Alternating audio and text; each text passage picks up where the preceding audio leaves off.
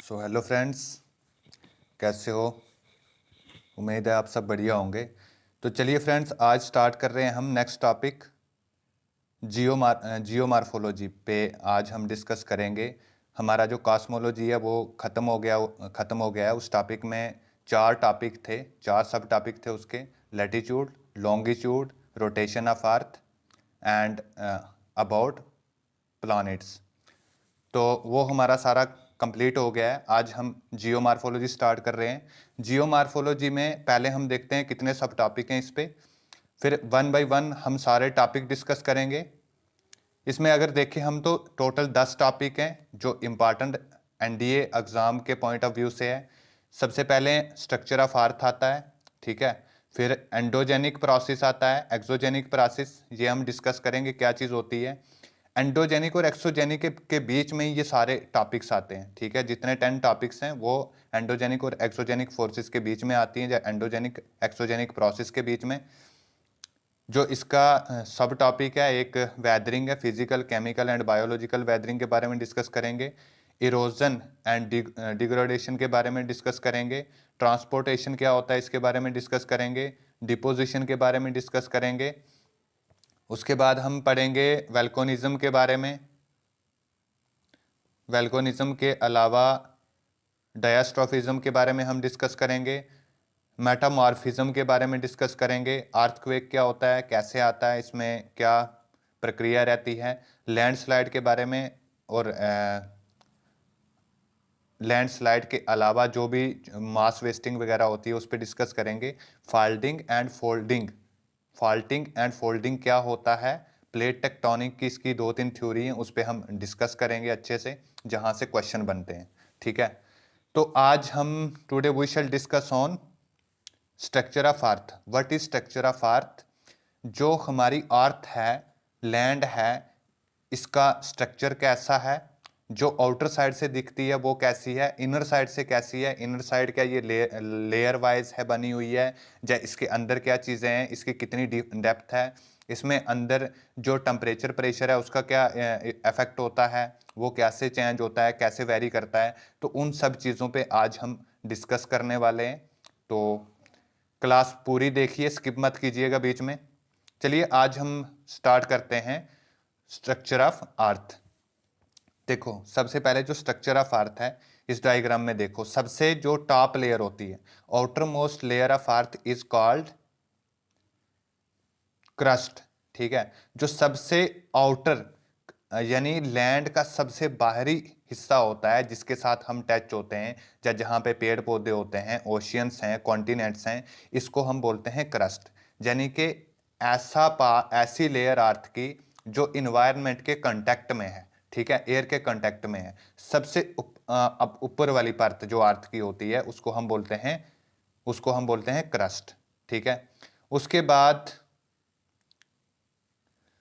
Second जो layer होती है क्रस्ट के जस्ट नीचे, ये वाली दिस लेयर, जो क्रस्ट के जस्ट नीचे है, इसको हम बोलते हैं मेंटल, ठीक है। और मेंटल के अंदर आती है, ये दोनों मिला के इसको बोलते हैं आउटर कोर, और इसको बोलते हैं इनर कोर, ठीक है। दोनों कोर में आती हैं। सबसे पहले आती है क्रस्ट, उसके अंदर मेंटल, और उससे अंदर क्या आती है, कोर।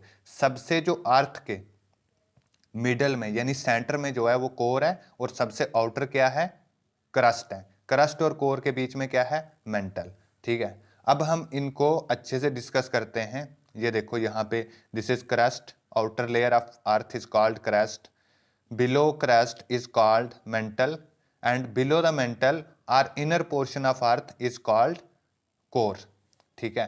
तो यहाँ पे अच्छे से हमें समझ आएगा। This is outer layer of crust. अब जो क्रस्ट है, हम जो क्रस्ट, मेंटल और कोर है, अर्थ को हम दो तरह से क्या करते हैं, डिवाइड करते हैं, डिवीजन करते हैं। एक on the basis of chemical, ठीक है, on the basis of chemical, और दूसरा हम करते हैं on the basis of mechanical.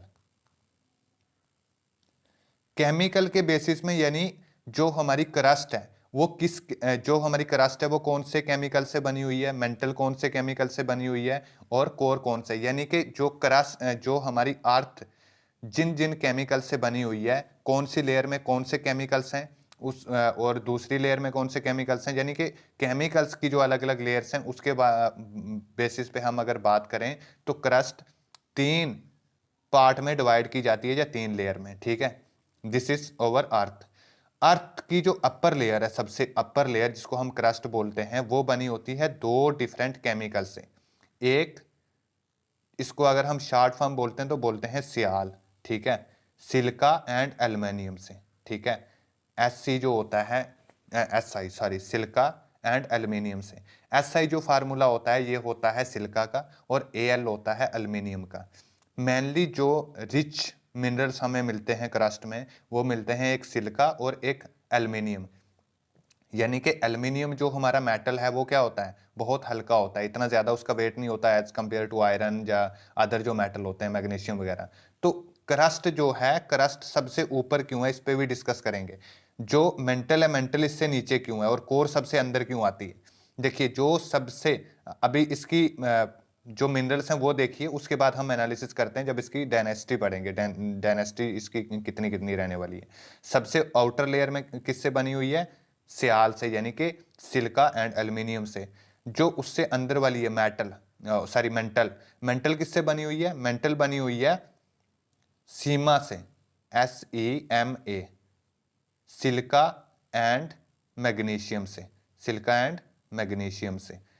और अगर आप मैग्नीशियम और एल्युमिनियम में देखोगे, कंपेयर करोगे, तो जो मैग्नीशियम है वो ज़्यादा वेटेजेबल, मतलब ज़्यादा उसका वेट होता है एज कंपेयर टू एल्युमिनियम का। अगर सेम यूनिट आप एल्युमिनियम का ले रहे हो और सेम यूनिट आप मैग्नीशियम का ले रहे हो, तो मैग्नीशियम का जो यूनिट होगा वो ज़्यादा भारी होगा एज कंपेयर टू एल्युमिनियम। तो एल्युमिनियम से ज़्यादा भारी होने की वजह से, यानी कि अब क्या देखो, जैसे फॉर एग्जांपल है, हम पानी में कोई चीज़ है, अब पानी में कहीं, अब बकेट में पानी लो, उस पानी में अगर आप कोई प्लास्टिक की चीज़ डालते हो, प्लास्टिक क्या होता है, बहुत हल्का होता है। अगर आप प्लास्टिक की चीज़ डालते हो तो वो पानी के ऊपर तैरेगी, ठीक है, वो क्या करेगी, पानी के ऊपर तैरेगी। बट अगर हम कोई ज़्यादा भारी चीज़ डालते हैं, जैसे आयरन की कोई चीज़ डाल देंगे या मैग्नीशियम की डाल देंगे, तो वो क्या करेगी, नीचे डूब जाएगी पानी में। जस्ट स्टोन डाल देते हैं, कोई पीस ऑफ स्टोन, तो वो पानी में डूब जाएगी। अब यहाँ पे देखिए, यहाँ क्या होता है, डेंसिटी का खेल होता है। जिस चीज की डेंसिटी कम होगी वो चीज क्या करेगी, पानी पे तैरने लग जाएगी, ठीक है, वो ऊपर रहेगी। अब पानी की भी अपनी एक डेंसिटी होगी, तो पानी उससे नीचे रहेगा, हल्की चीज पानी के ऊपर रहेगी, और पानी के अंदर नीचे कौन सी चीज बैठ जाएगी, जिसकी डेंसिटी पानी से भी ज्यादा होगी, वाटर से भी ज्यादा। तो अब देखो, यहाँ पे सेम यही प्रोसेस होता है। जो सबसे ऊपर है, ऊपर वाली लेयर है, वो क्या है, क्रस्ट है। अब क्रस्ट बनी हुई है सिलिका एंड एल्युमिनियम से, तो सिलिका और एल्युमिनियम क्या है, सिलिका ही क्रस्ट में, सिलिका जो है वो कॉमन है क्रस्ट और मेंटल दोनों में, तो वो तो सेम रहेगा। बट एल्युमिनियम और मैग्नीशियम में हम जब कंपैरिजन करेंगे तो एल्युमिनियम ज्यादा हल्का रहेगा एज कंपेयर टू मैग्नीशियम। तो मैग्नीशियम क्या होगा, मैग्नीशियम वाला पोर्शन नीचे चला जाएगा यहाँ पे, ठीक है, नीचे वाली लेयर आएगी। अब जो हम देखते हैं कोर वाली, कोर किससे बनी हुई है, ठीक है, this is a core, centre layer of earth is called core. अब कोर जो है वो बनी हुई है NiFe से, ठीक है, निकल एंड आयरन से, निकल एंड आयरन से।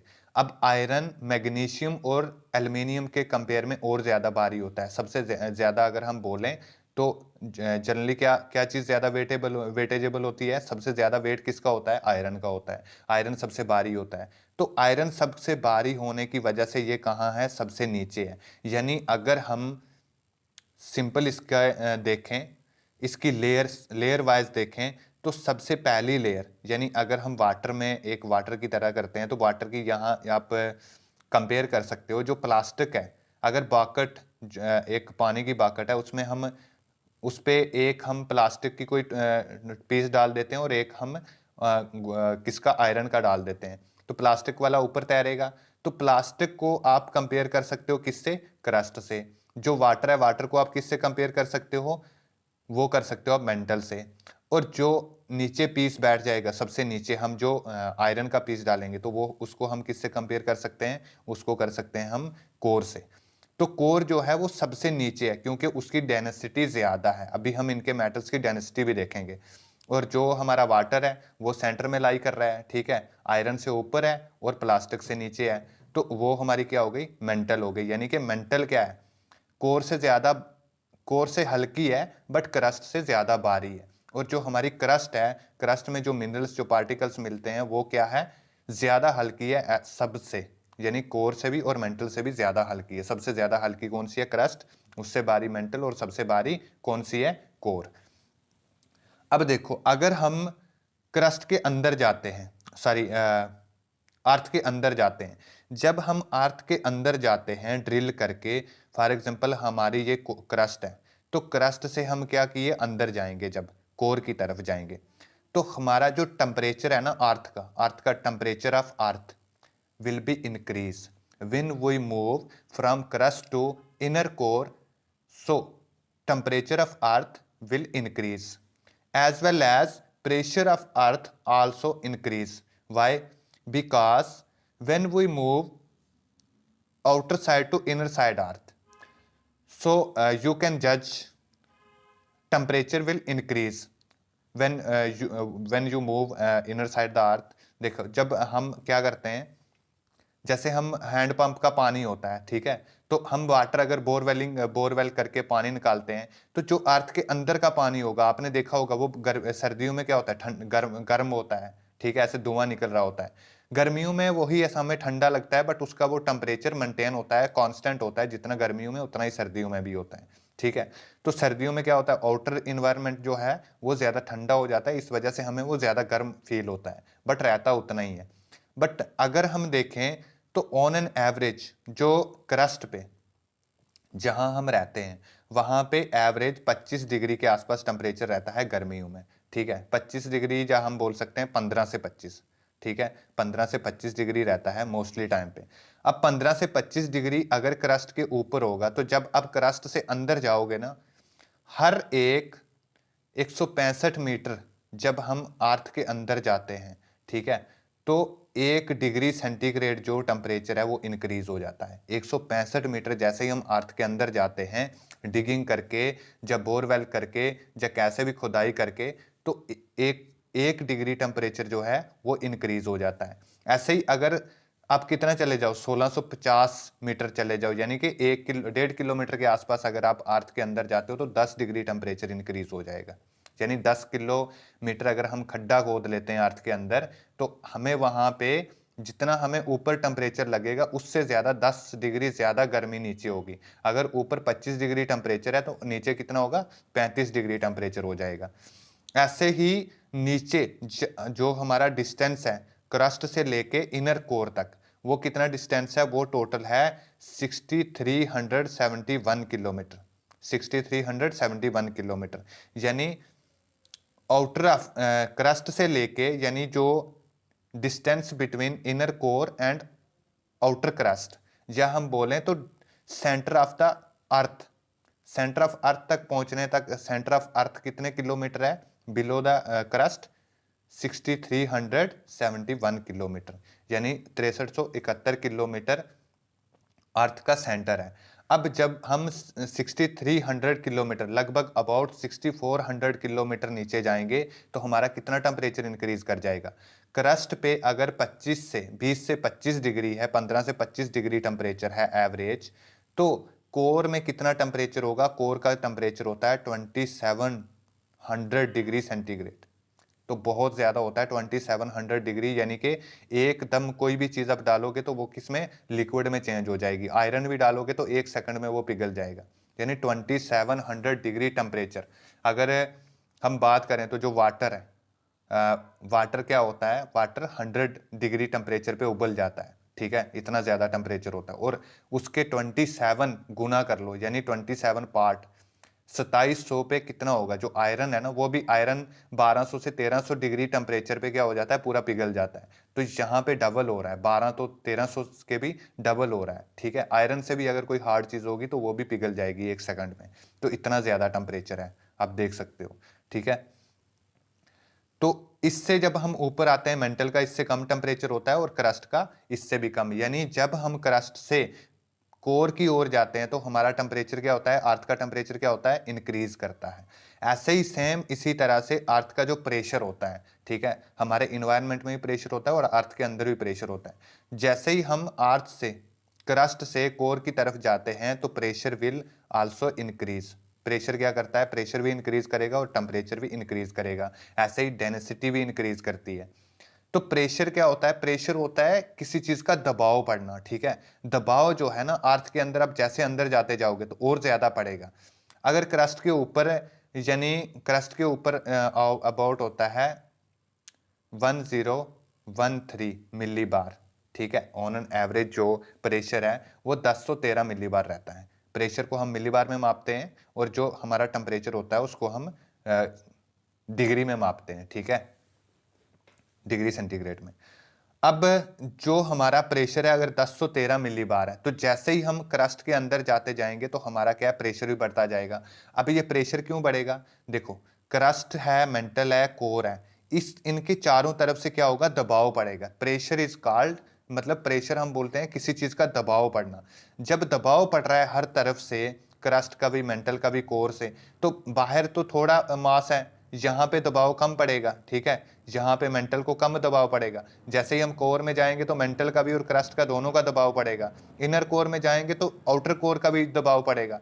तो बहुत ज्यादा दबाव होने की वजह से जो सेंटर ऑफ पार्ट है क्रस्ट का, देखो सॉरी अर्थ का, जो हमारी अर्थ है नॉर्मली, इसकी जो फर्स्ट लेयर है, हम लेयर बाय लेयर बात करेंगे। इसकी जो फर्स्ट लेयर है, सबसे आउटर लेयर है, जिसको हम क्रस्ट बोलते हैं। क्रस्ट जो है वो किस में है, सॉलिड फॉर्म में है, सॉलिड फॉर्म में है, ठीक है। जो हमारी मेंटल है, मेंटल है सेमी सॉलिड फॉर्म में, ठीक है, solid plus semi solid form में, सेमी सॉलिड फॉर्म में।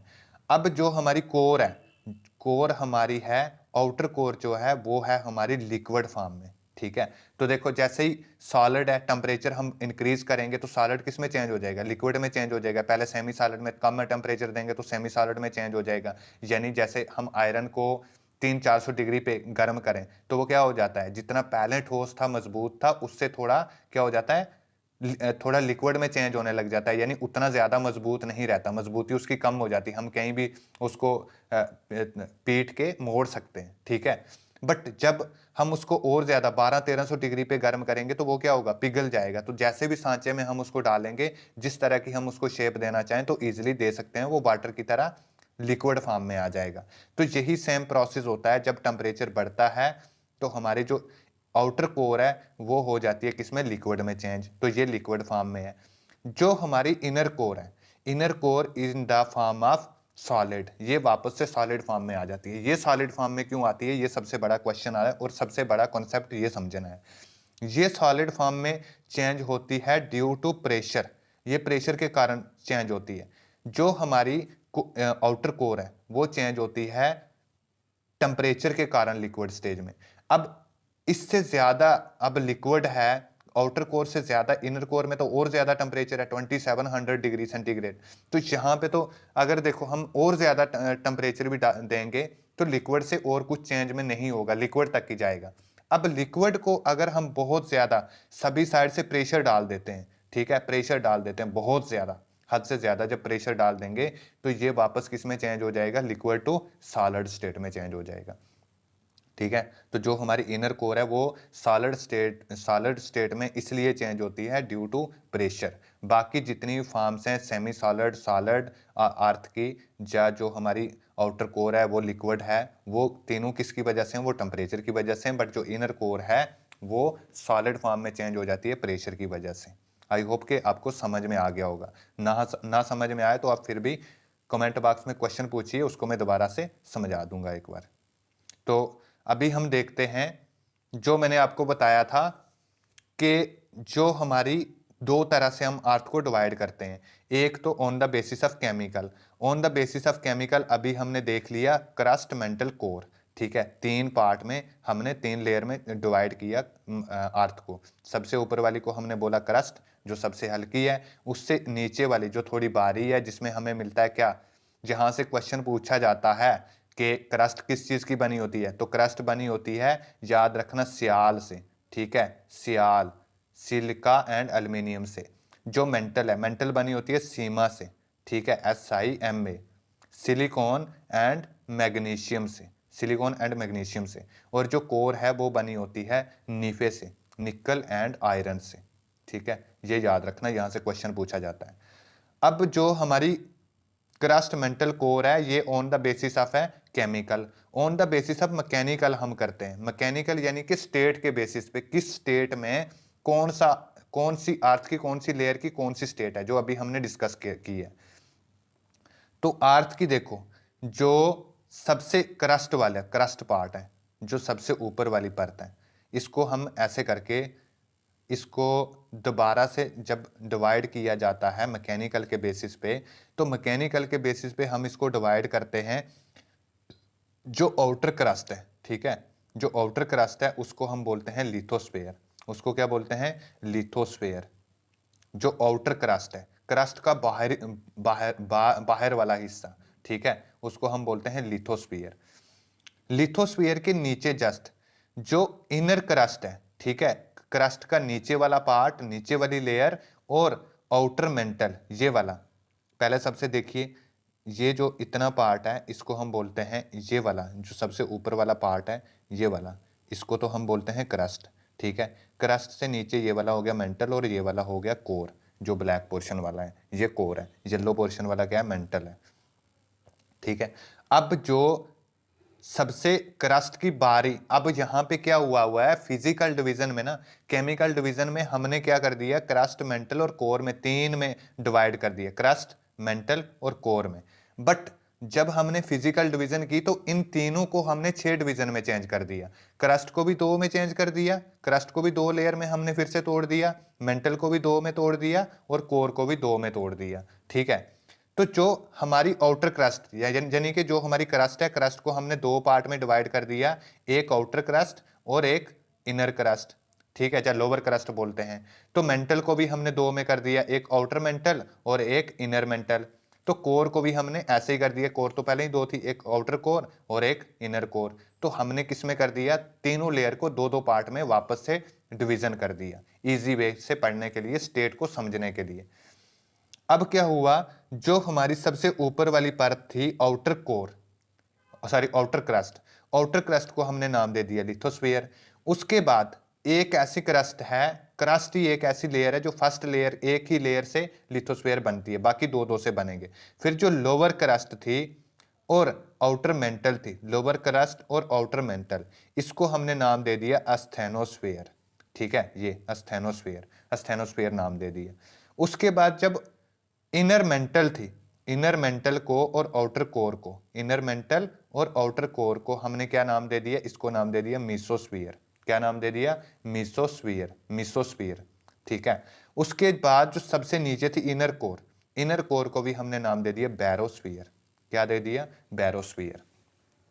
अब on the basis of mechanical हमने अर्थ को 4 डिफरेंट लेयर में डिवाइड कर दिया, 4 डिफरेंट लेयर में डिवाइड कर दिया। एक यहां पे भी क्वेश्चन पूछा जाता है कि लिथोस्फीयर किससे बनी हुई है, क्रस्ट से बनी हुई है, मेंटल से बनी हुई है, या कोर से बनी हुई है, या इनर क्रस्ट और आउटर मेंटल से बनी हुई है। तो ऐसे ऑप्शन दे दिए जाते हैं। तो ये याद रखना, आउटर क्रस्ट को बोलते हैं लिथोस्फीयर, आउटर क्रस्ट को बोलते हैं लिथोस्फीयर, और अस्थेनोस्फीयर बोलते हैं इनर क्रस्ट और आउटर मेंटल को, inner crust and outer mental को। ठीक है, क्रस्ट का नीचे वाला भाग और मेंटल का ऊपर वाले भाग को हम बोलते हैं अस्थेनोस्फीयर। ठीक है, अस्थेनोस्फीयर के बाद मीसोस्फीयर आती है। मीसोस्फीयर हम किसको बोलते हैं? लोअर मेंटल को और आउटर कोर को, और इनर कोर को हम बोलते हैं बैरोस्फीयर। ये याद रखना।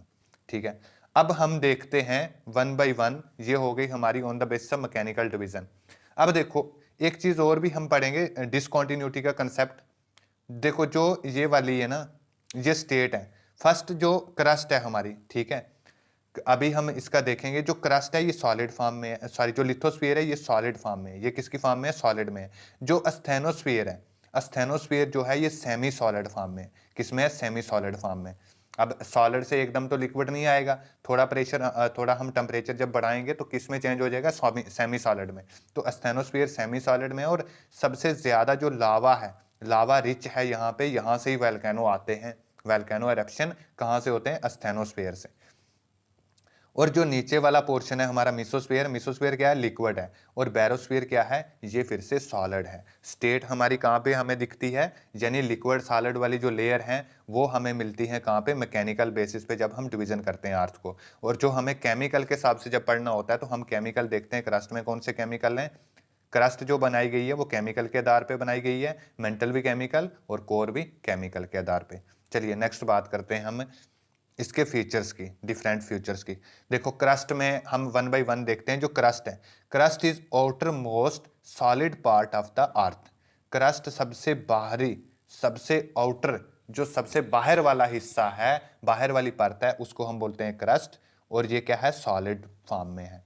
It is a fragile, it is a fragile. ठीक है, ये फ्रिगल का मतलब होता है कि कोई ऐसी चीज जो डिस्ट्रॉय हो जाए इजी, ठीक है, इजीली टूट जाए। तो जो क्रस्ट है वो हमारी क्या हो जाती है, इजीली टूट जाती है।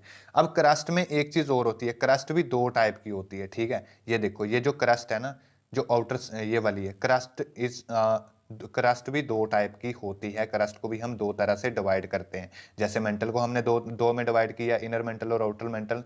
ऐसे क्रस्ट इनर और आउटर क्रस्ट में तो करते हैं, बट आउटर क्रस्ट वो होती है, जब हम क्रस्ट को दो तरह में डिवाइड करें, दो टाइप में, तो एक होती है कॉन्टिनेंटल क्रस्ट, जहां पे लैंड मास होता है। ठीक है, जहां पे हम रह सकते हैं, फिजिकल टच कर सकते हैं, जहां पेड़ पौधे होते हैं, एनिमल रह सकते हैं, ह्यूमन बींग रह सकते हैं, यानी कॉन्टिनेंट्स जो होते हैं उसको हम बोलते हैं कॉन्टिनेंटल क्रस्ट। और एक होती है ओशियोनिक क्रस्ट। ठीक है, जहां पे ओशियन होगा, जहां पे वाटर बॉडी होगी, उसको हम बोलते हैं ओशियोनिक क्रस्ट। जो कॉन्टिनेंटल क्रस्ट होती है उसकी विड्थ ज्यादा होती है as compare to oceanic crust. Width mean वो ज्यादा मोटी होती है, कॉन्टिनेंटल क्रस्ट ज्यादा मोटी होती है as compare to oceanic crust. जो कॉन्टिनेंटल क्रस्ट है ना, कॉन्टिनेंटल क्रस्ट की विड्थ रहती है लगभग 35 किलोमीटर से 30 किलोमीटर से 75 70 किलोमीटर तक। 30 से कहीं पे 30 किलोमीटर होगी मिनिमम कॉन्टिनेंटल क्रस्ट की। 30 किलोमीटर से 70 किलोमीटर तक इसकी विड्थ होती है। कहीं पे ये कॉन्टिनेंटल क्रस्ट 30 किलोमीटर होगी जहां बिल्कुल पतली होगी, और जहां पे बहुत ज्यादा मोटी होगी, जहां पे माउंटेन होंगे, जैसे हिमालयन माउंटेन है, तो वहां पे ये 70 किलोमीटर इसकी विड्थ होगी, मोटी होगी इतनी परत।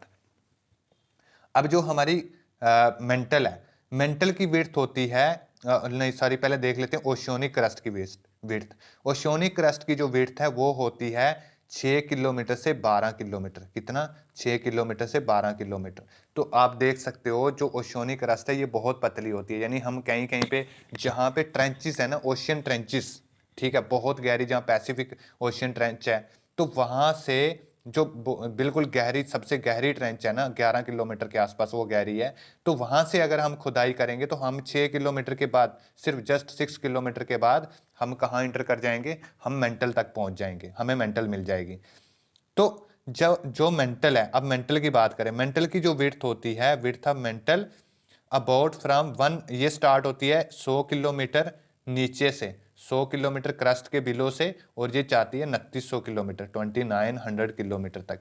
यानी इसकी विड्थ जो है वो होती है 2800 किलोमीटर, अबाउट 2800 किलोमीटर विड्थ रहती है किसकी, मेंटल की। जो कोर है, कोर स्टार्ट होती है 2900 किलोमीटर से, 2900 किलोमीटर तक कौन फैली होगी, वो होगी मेंटल। अब 2900 किलोमीटर से 6371 किलोमीटर तक जो है वो इतनी विड्थ रहती है किसकी, वो रहती है कोर की। यानी लगभग लगभग हम बोलें तो 3500 किलोमीटर जो है वो विड्थ होती है कोर की। तो सबसे ज्यादा मोटी क्या हुई, कोर। उससे कम मोटी, यानी उससे कम मोटी कौन सी होगी, मेंटल। और सबसे कम मोटी, सबसे कम विड्थ किसकी होगी, क्रस्ट की। सबसे कम विड्थ क्रस्ट की, उससे ज्यादा विड्थ किसकी होगी, मेंटल की, और सबसे ज्यादा विड्थ किसकी होगी, कोर की। ठीक है, तो ये याद रखना कंसेप्ट। नेक्स्ट हम चलते हैं, देखते हैं अभी क्रस्ट के बारे में और चीजें जानते हैं। क्रस्ट सबसे आउटर कोर है और ये सॉलिड फॉर्म में है। उसके बाद अगर हम देखें तो the thickness of crust varies under the oceanic and continental. अभी हमने पढ़ लिया है, ये कॉन्टिनेंटल और ओशियोनिक में वेरी करती है। कॉन्टिनेंटल की क्रस्ट, जो कॉन्टिनेंटल क्रस्ट होती है वो मोटी होती है, और ओशियोनिक क्रस्ट जो है वो पतली होती है। अब एक चीज और देखो, जो ओशियोनिक क्रस्ट है ना, वो चाहे पतली ज्यादा होती है लेकिन इसका भारी ज्यादा होती है। क्या होती है, इसका वेट जो है ना वो ज्यादा होता है as compare to continental crust. जैसे अगर कॉन्टिनेंटल क्रस्ट आप 1 kg यानी कि आप 1 क्यूबिक सेंटीमीटर ले लेते हो, कहीं से पार्ट उठा लेते हो, तो जितना वेट इसका होगा ना उससे बहुत कम होगा, उससे कम वेट होगा किसका, कॉन्टिनेंटल क्रस्ट का। ऐसा क्यों होता है, इसके पीछे भी लॉजिक है। ऐसा इसलिए होता है कि जो ओशियोनिक क्रस्ट है वो बनी होती है बसाल्टिक, वो बसाल्टिक क्रस्ट होती है। और बसाल्ट में क्या होता है, बसाल्ट में ज्यादातर होता है आयरन, ठीक है, उसमें आयरन ज्यादा होता है। तो आयरन की मात्रा ज्यादा होने की वजह से ये ज्यादा भारी होती है। और इसकी ओशियोनिक क्रस्ट की जो डेंसिटी है ना, डेंसिटी वो रहती है लगभग 3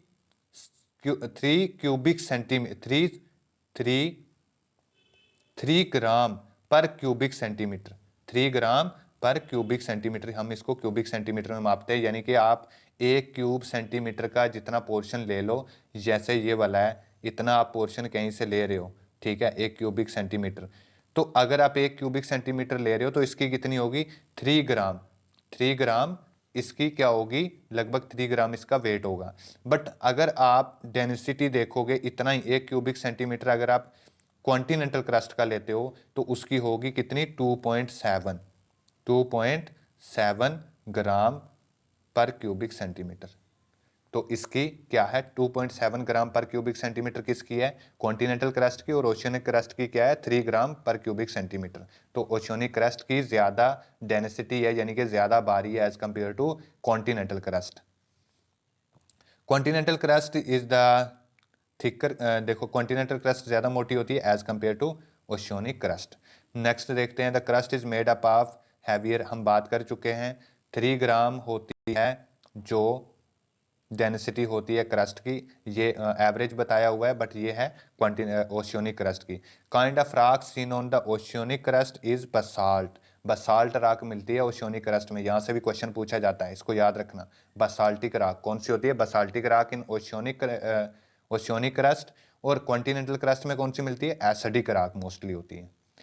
the mean that material of oceanic crust, ये गलत दिया हुआ है, यहाँ पे 3 ग्राम आएगा, ठीक है, पर क्यूबिक सेंटीमीटर। सिलिका से और एल्युमिनियम से ये बनी होती है, जिसको हम सियाल शॉर्ट फॉर्म में बोलते हैं।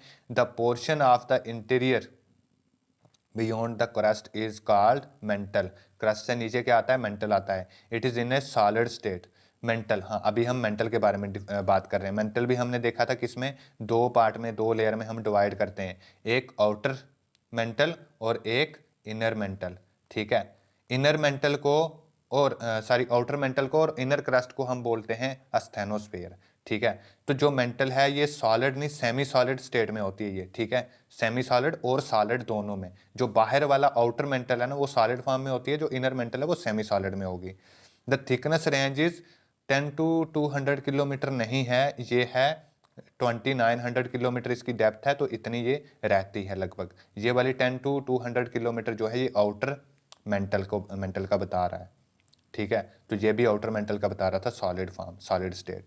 द अस्थेनोस्फीयर, यहाँ से आउटर मेंटल को और या अपर मेंटल ऑफ पोर्शन को और इनर क्रस्ट को हम बोलते हैं अस्थेनोस्फीयर, ठीक है।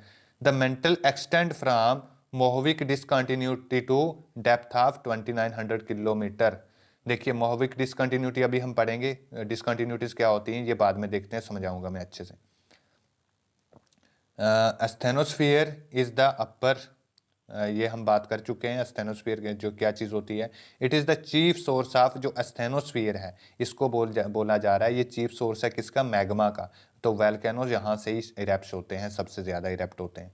The crust and the upper most part of mantle are called lithosphere, अभी हमने बात कर ही ली है। The major constituent elements of the mantle कौन से मिलते हैं, मेजर कॉन्स्टिट्यूएंट यहाँ पे मिलते हैं सीमा, ठीक है, सिलिका एंड मैग्नीशियम, हाँ सिलिका एंड मैग्नीशियम यहाँ पे मिलते हैं। द मेजर, ये हो गया है, ठीक है, ये वाला पॉइंट हो गया है। अभी हम बात करते हैं कोर के बारे में, ठीक है। क्रस्ट और मेंटल के बारे में हमने बात कर ली है, बहुत ईजी है, अगर समझना है तो 2 बार वीडियो को देखना। क्रस्ट क्या होता है, क्रस्ट को आउटर क्रस्ट और इनर क्रस्ट में भी हम डिवाइड करते हैं। और एक दूसरी तरह ओशियनिक क्रस्ट और कॉन्टिनेंटल क्रस्ट में भी डिवाइड करते हैं। कॉन्टिनेंटल क्रस्ट ज़्यादा मोटी होती है as compare to oceanic crust, but continental crust ज़्यादा हल्की होती है as compare to oceanic crust. ये जो मिनी कंसेप्ट है ये याद रखना। मेंटल में क्या होता है, मेंटल भी आउटर मेंटल और इनर मेंटल होती है। मेंटल, आउटर मेंटल और इनर कोर को हम मिला के बोलते हैं एस्थेनोस्फीयर, और एस्थेनोस्फीयर क्या होती है, एक चीफ सोर्स होता है मैग्मा का, जहां से वोल्केनो एरप्शंस होते हैं। कोर की बात करते हैं तो कोर कहां पे मिलती है, बिलो द मेंटल, सबसे ऊपर क्रस्ट और क्रस्ट से नीचे मेंटल और मेंटल के नीचे कोर। ठीक है, अब कोर भी दो पार्ट में डिवाइड है, टू लेयर्स में, एक इनर कोर और एक आउटर कोर। जो आउटर कोर है वो क्या है, वो है लिक्विड फॉर्म में, और जो इनर कोर है वो क्या है, वो है सॉलिड फॉर्म में। क्यों सॉलिड फॉर्म में है, वो प्रेशर, एक्स्ट्रा प्रेशर पड़ने की वजह से। ठीक है, बहुत ज्यादा प्रेशर पड़ने की वजह से वो सॉलिड फॉर्म में है। और लिक्विड में क्यों है, लिक्विड में है ज्यादा टेम्परेचर की वजह से। तो अब बात करते हैं inner core is a solid state, ठीक है, where outer core is a liquid state, हम पढ़ चुके हैं।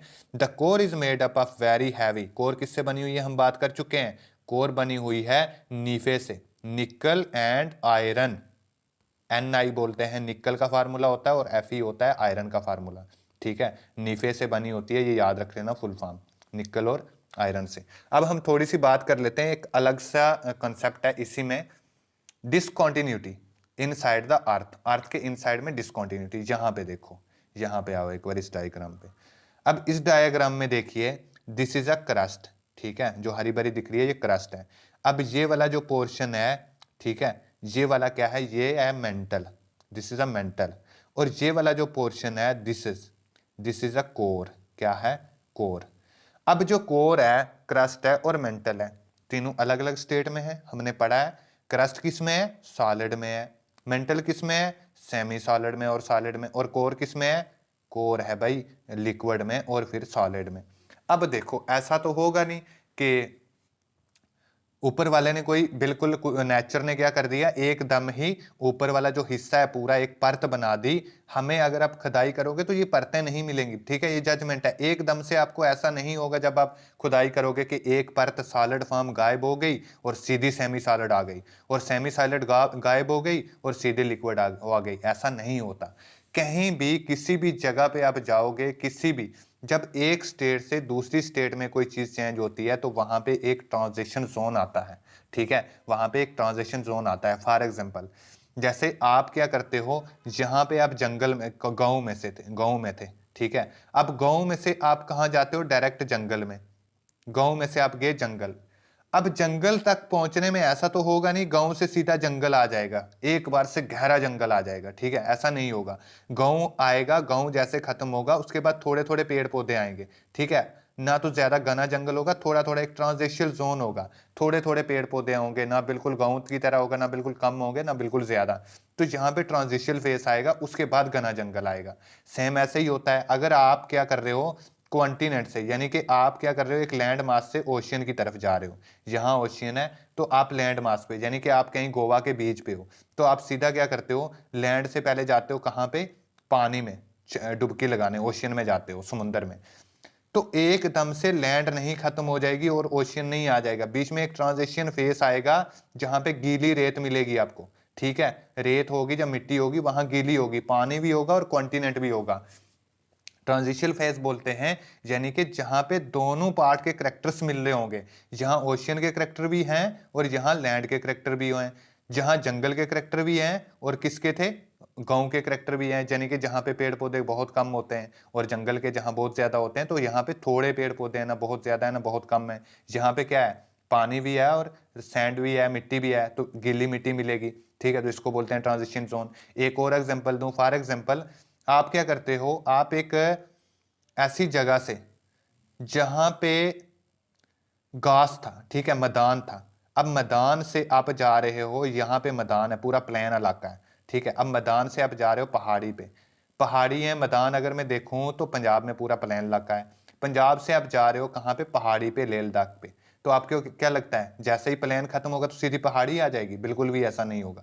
पहाड़ी से पहले एक जम्मू वाला रीजन आएगा, जम्मू हिल्स जिसको हम बोलते हैं, या हिल टाइप एरिया आएगा थोड़ा, उसमें क्या होगा, पहाड़ी के करेक्टर भी होंगे, ठीक है, माउंटेन के करेक्टर भी होंगे और प्लेन का करेक्टर भी होगा, थोड़ी थोड़ी उसमें तराई होगी, ठीक है, तराई रीजन भी हम उसको बोलते हैं। तो दोनों करेक्टर, एक ट्रांजिशियल फेस आएगा, पहले ट्रांजिशियल जोन आएगा, उसके बाद जो हमारी चीज है वो चेंज होगी। सेम ऐसा ही होता है अर्थ में। क्रस्ट सबसे पहले सॉलिड होती है, अब सॉलिड से एकदम से सेमी सॉलिड नहीं चेंज हो जाएगी, ठीक है। सॉलिड से लिक्विड में आपने जाना है तो एकदम से लिक्विड नहीं आ जाएगा, सॉलिड और लिक्विड के बीच में सेमी सॉलिड पहले आएगा, फिर लिक्विड आएगा, फिर लिक्विड से सॉलिड में जाना है तो तब भी पहले सेमी सॉलिड आएगा। तो ये जो ट्रांजिशियल जोन होता है, इस ट्रांजिशियल को हम बोलते हैं, इसी ट्रांजिशियल जोन को हम बोलते हैं डिसकंटिन्यूटी, ठीक है। ट्रांजिशियल फेज इज कॉल्ड डिसकंटिन्यूटी। अब ये डिसकंटिन्यूटी पे हम बात करते हैं। ये देखो, ये क्रस्ट है, क्रस्ट और मेंटल के बीच में एक क्या रहेगी होगी, यहां पे एक डिसकंटिन्यूटी होगी। ऐसे ही यानी कि जो आउटर क्रस्ट है, आउटर क्रस्ट से इनर क्रस्ट एकदम से नहीं चेंज हो जाएगी, आउटर क्रस्ट और इनर क्रस्ट के बीच में भी एक डिसकंटिन्यूटी होगी, क्रस्ट और मेंटल के बीच में भी एक डिसकंटिन्यूटी होगी, आउटर मेंटल और इनर मेंटल के बीच में भी एक डिसकंटिन्यूटी होगी, ऐसे ही आउटर कोर इनर कोर के बीच में भी एक डिसकंटिन्यूटी होगी, और मेंटल और कोर के बीच में भी। अभी बात करते हैं, यहां पे देखो इस डायग्राम पे, इस डायग्राम में ये देखिए, जो हमारी क्रस्ट है, ठीक है, आउटर क्रस्ट और इनर क्रस्ट के बीच में एक ट्रांजिशियल फेज आएगा, एक डिसकंटिन्यूटी आएगी, जहां पे कुछ करेक्टर क्या होंगे, आउटर क्रस्ट के होंगे और कुछ इनर क्रस्ट के, और इसको, इस ट्रांजिशियल फेज या इस डिसकंटिन्यूटी को हम बोलते हैं कॉनराडो कॉनरोड डिसकंटिन्यूटी, ठीक है, कॉनरोड डिसकंटिन्यूटी इसको हम बोलते हैं। उसके बाद जब हम जाते हैं क्रस्ट और मेंटल के बीच में, ठीक है, अब आउटर क्रस्ट और इनर क्रस्ट का खत्म हुआ, क्रस्ट और मेंटल के बीच में, जहां ये जैसे यहाँ पे इससे ऊपर क्रस्ट है और इससे नीचे मेंटल है, अब क्रस्ट और मेंटल के बीच में भी एक डिसकंटिन्यूटी होगी, एक ट्रांजिशियल फेज होगा। तो इस ट्रांजिशियल फेज को, इस डिसकंटिन्यूटी को हम बोलते हैं मोहविक डिसकंटिन्यूटी। ये मोहविक नाम का एक साइंटिस्ट था जिसने दी थी, तो उसी के नाम पे पड़ गई है। ये डिसकंटिन्यूटी बहुत बार पेपर में 2 बार पूछी जा चुकी है ऑलरेडी, एनडीए के प्रीवियस ईयर क्वेश्चन में, ठीक है। तो इसको हम क्या बोलेंगे, मोहविक डिसकंटिन्यूटी किसके बीच में होगी, क्रस्ट और मेंटल के बीच में, ठीक है। कॉनरॉड कॉनरॉड डिसकंटिन्यूटी किस में होगी, अपर क्रस्ट और लोअर क्रस्ट के बीच में। अब हम बात करें अपर, आउटर मेंटल और लोअर मेंटल के बीच में, मेंटल को भी हमने 2 पार्ट में डिवाइड करके रखा है, आउटर मेंटल और लोअर मेंटल के बीच में भी एक जो है डिसकंटिन्यूटी होगी, उस डिसकंटिन्यूटी को हम क्या बोलते हैं, उस डिसकंटिन्यूटी को हम बोलते हैं रैप्टी, ठीक है, क्या बोलते हैं, Raptee, Raptee discontinuity between upper and lower mental. उसके बाद आता है मेंटल और क्रस्ट के बीच में, ये मेंटल, यहां तक मेंटल है और मेंटल के नीचे क्रस्ट आएगा, मेंटल और क्रस्ट के बीच में ये ट्रांजिशियल फेज आएगा, ठीक है। तो इस डिसकंटिन्यूटी को हम क्या बोलते हैं, इसको बोलते हैं गटनबर्ग डिसकंटिन्यूटी। ये भी गटनबर्ग का एक साइंटिस्ट था, उसने दी थी, उसी के नाम पे पड़ा हुआ है गटनबर्ग डिसकंटिन्यूटी। मोस्टली ये 2 पूछी जाती हैं, क्रस्ट और मेंटल और कोर के बीच में, और मेंटल और क्रस्ट के बीच में, एक मोहविक डिसकंटिन्यूटी और एक गटनबर्ग डिसकंटिन्यूटी। ये ऑलरेडी पेपर में आ चुकी हैं, दूसरी 3 पेपर में आ सकती हैं, ये भी आ सकती है, ठीक है। तो इसको अच्छे से ध्यान से पढ़ना है, इस टॉपिक से 2-3 क्वेश्चन बनते हैं एवरी ईयर एग्जाम में, ठीक है। उसके बाद अगर हम देखें, अब कोर को भी 2 पार्ट में डिवाइड करते हैं, इनर कोर और आउटर कोर, ठीक है, this is inner core, this is outer core. Discontinuity between inner core and outer core is called lemon, is called lemon. क्या बोलते हैं, आउटर कोर और इनर कोर के बीच में जो डिसकंटिन्यूटी होती है, इसको हम बोलते हैं लेमन, ठीक है।